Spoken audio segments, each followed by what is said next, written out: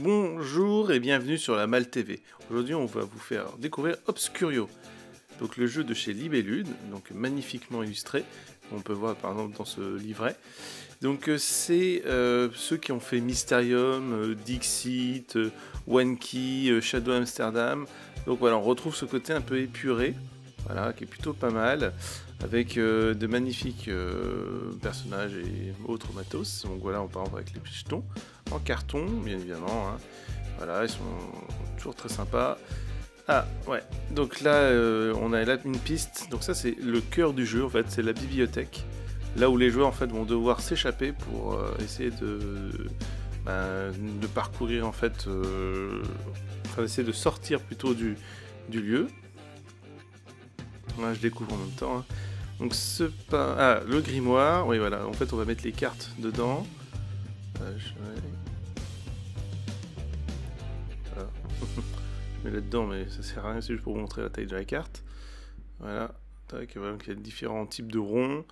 Ça sert en fait pour le grimoire. Hop. Qu'est-ce qu'il y a d'autre? Voilà, donc ça ce sont les vraies cartes. Donc en fait, les cartes qui sont là, voilà, qui sont toujours très très belles. Hein. On retrouve toujours la patte Dixit, One-Key. Ouais, tu vois à côté, mais beaucoup moins abstrait. Cette fois-ci un poil plus concret sur le thème de la magie, hein, bien évidemment, parce que vu que on est des magiciens en fait qui sont coincés dans une bibliothèque et qui étaient venus récupérer les artefacts et en fait qui vont essayer de s'échapper.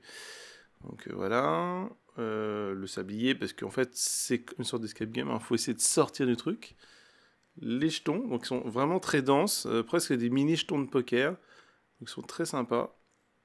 Ouais, vraiment, bonne finition, ça fait plaisir.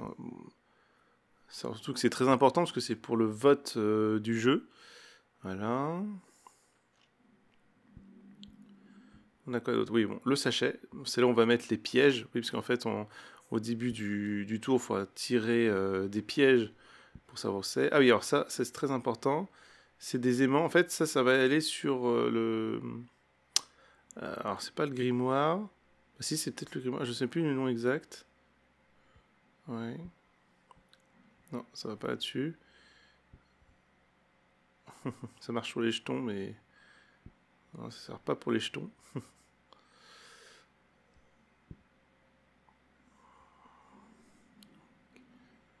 Hop.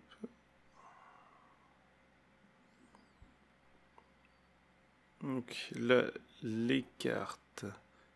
Donc ça, il y en a deux sortes. Ouais, voilà.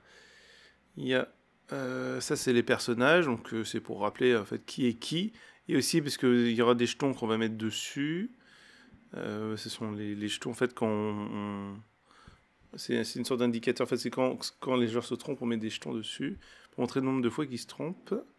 Donc c'est pour ça qu'on a chacun notre carte personnage. Et puis en plus, c'est quand même bien d'avoir l'illustration vraiment magnifique et directe. Ouais, je sais pas, ouais, voilà, mise au point.